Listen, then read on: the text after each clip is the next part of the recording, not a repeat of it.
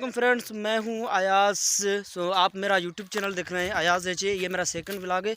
तो आज मैं आपको अपने ये गांव के कुछ जो है वो ज़मीनें भी दिखाऊंगा, और उसके बाद ये है मेरा दोस्त अमानुल्लाह।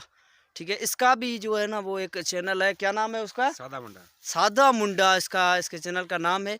उस चैनल को भी भाई लाइक करना, सब्सक्राइब करना, ठीक है। और यूट्यूब पे जाके सादा मुंडा लाजमी लिखना। और उसके बाद आज आपको ये अमानुल्लाह बताएगा ये क्या खा रहे हो।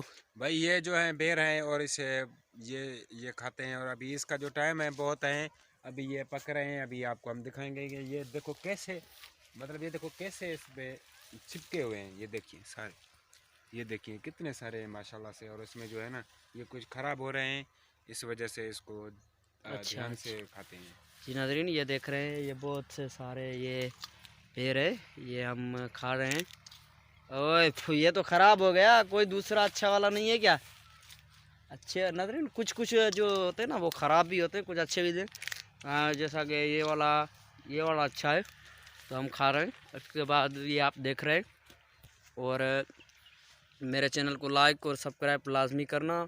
और आपको मैंने अपना पहला व्लॉग भी बताया था, उसमें मेरा नाम क्या है, कहाँ से हूँ।